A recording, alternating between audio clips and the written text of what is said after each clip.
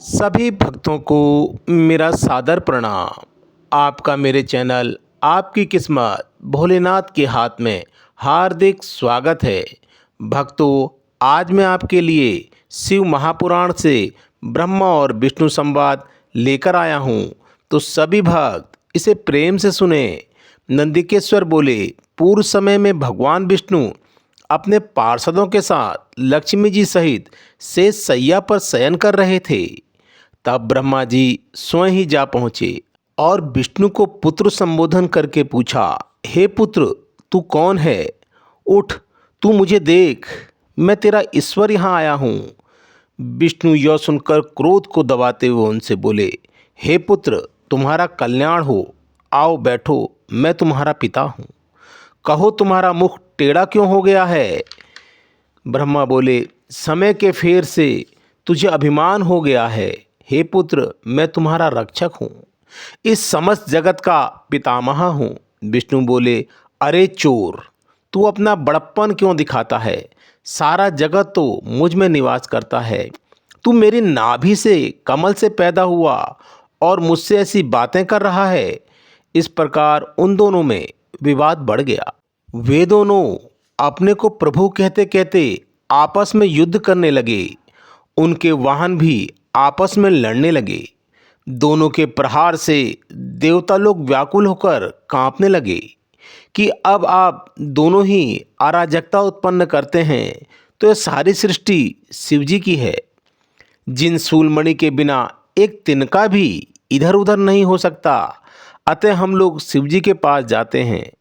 ऐसा कहकर वे सभी वहां पहुंचे, जहां महादेव जी पार्वती जी के साथ सभा में प्रणय सिंहासन पर विराजमान थे।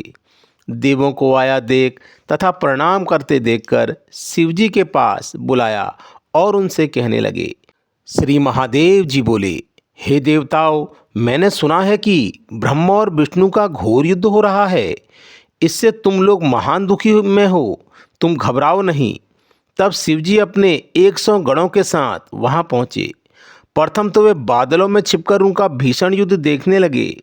वे परस्पर एक दूसरे के वक्ष की इच्छा से महादेश्वर और पाशुपत्र अस्त्रों का प्रयोग कर रहे थे, जिसके प्रयोग करने से त्रैलोक्य भस्म हो जाता है। इस प्रलय के वातावरण को देख निष्फल शिव दोनों के बीच में जाकर एक तेजोमय अग्नि के समान चमकते हुए स्तंभ के रूप में प्रकट हुए। फिर तो उस महातेज वाले स्तंभ को देख दोनों विस्मय में पड़ गए। अस्त्र शस्त्र सभी शांत पड़ गए। दोनों बोले, हे इंद्रियातीत अग्नि स्वरूप स्तंभ क्या है? हमें इसका पता लगाना चाहिए। यह सोचकर दोनों वीर शीघ्रता से चल पड़े। विष्णु जी सूकर का रूप धारण करके पाताल में पहुंच गए और वहीं ब्रह्मा जी हंस का रूप बनाकर ऊपर आकाश में गए, परंतु दोनों को इस प्रकाश में लिंग स्वरूप का छोर नहीं मिला। आकाश में केतकी का फूल ब्रह्मा जी ने देखा और उसे तोड़कर ले आए। उन्हें यह निश्चय हो गया कि मैंने स्तंभ का छोर पा लिया है। वे केतकी के फूल को लेकर विष्णु के पास लौट आए। विष्णु भगवान ने उनके पैर पकड़ लिए।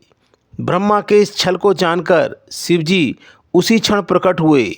विष्णु भगवान ने उनके चरण पकड़कर प्रणाम किया।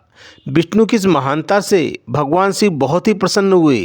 उन्होंने प्रसन्न होकर उनकी सत्यवादिता की प्रशंसा की और अपनी समता प्रदान की। श्री नंदेश्वर बोले, इसके बाद महादेव जी ने अपने भवों के मध्य से भैरव को प्रकट किया। उसने सामने खड़े होकर भगवान से आज्ञा मांगी कि मैं क्या करूं। शिवजी ने ब्रह्मा पर क्रोध करते हुए उनसे कहा कि तुम लालपाती तलवार से ब्रह्मा की पूजा करो। शिव की आज्ञा पाते ही भैरव ने ब्रह्मा के केसों को पकड़ लिया। ब्रह्मा थरथर कांपने लगा। भैरव ने शीघ्र ही झूठ बोलने वाला 5वां सिर काट डाला और सिरों को काटने के लिए जैसे ही भैरव तैयार हुए, तैसे ही ब्रह्मा जी उनके चरणों में गिर पड़े। उसके बाद भगवान विष्णु ने आँखों से आंसू भरकर भगवान शिव के चरणों में गिरकर ब्रह्मा के लिए क्षमा मांगी। विष्णु जी ने कहा, हे प्रभु, प्रारंभ में आपने कृपा करके ब्रह्मा जी का 5वां सिर प्रदान किया था। अब एक सिर तो कट गया, हे प्रभु अब आप प्रसन्न हो जाओ। भैरव ब्रह्मा को छोड़कर कहने लगे, हे ब्रह्मा, तुमने अपनी प्रतिष्ठा और ईश्वरत्व के लिए छल किया है, अतः तुम सात्कार स्थान और उत्सव में विहीन किए जाते हो। ब्रह्मा जी शिवजी से वरद और स्वामी कहकर अपना 5वां मुख मांगने लगे, परंतु शिव ने कहा, अराजकता के भय से मैं विश्व की स्थिति बिगड़ने नहीं दूंगा। हे पुत्र, जो अपराधी है उन्हें तुम्हें दंड प्रदान करो। तुम गणों के अधिपति होकर रहोगे, लोक मर्यादा का पालन करो। इसके बाद शिव ने केतकी के फूल से कहा, तू भी मिथ्याभासी है, अतः तू भी मेरी पूजा के योग्य नहीं है। शिवगणों से इसे दूर भगा दिया। वह शिव से विनयपूर्वक बोले, हे नाथ, मुझे कुछ तो समेध कीजिए, मेरा पाप क्षमा कीजिए। हे प्रभु, आपकी कृपा से क्या दुर्लभ है। शिवजी बोले कि मेरा वचन मिथ्या कभी नहीं हो सकता। मैं तो तुझे स्वीकार नहीं करूँगा, परंतु मेरे भक्त तुझे स्वीकार कर लेंगे। इस प्रकार तेरा जन्म सफल हो जाएगा। मेरे मंडप की रचना में सिरमौर तू ही रहेगी। इस प्रकार ईश्वर ब्रह्मा केतकी और विष्णु पर कृपा करके देवों के पास आए। देवों ने शिव की पूजा कर स्तुति की। पुनः शिवजी अपनी सभा में जा बैठे। श्री नंदेकेश्वर बोले, ब्रह्मा विष्णु हाथ जोड़ शिवजी के अगल बगल खड़े हो स्तुति करने लगे। इससे शिव प्रसन्न होकर उनसे बोले, हे वत्स, तुमने आज महान दिन में मेरी पूजा की है, इससे मैं बड़ा संतुष्ट हूँ। आज से इस दिन का नाम शिवरात्रि होगा। यह बड़ा पवित्र दिन है, पवित्र तिथि। इस शिवरात्रि के दिन जो मेरे लिंगेश्वर की पूजा करेंगे वे मुक्त हो जाएंगे। जो प्रचंड रहित इसी एक दिन भी मेरी पूजा करेगा वह 1 वर्ष की निरंतर पूजा का फल पाएगा। मेरा लिंग स्वरूप जो इस समय प्रकट हुआ था वह आद्रा नक्षत्र है। जो आह्वान में आद्रा नक्षत्र में उमा सहित मेरी पूजा मेरे रूपलिंग या बेललिंग में करेगा अथवा दर्शन ही करेगा, वह मुझे कार्तिकेय के समान परम प्रिय होगा। शिवरात्रि में दर्शनों का ही महान फल है। पूजन का फल तो वाणी में कहीं भी नहीं जा सकता।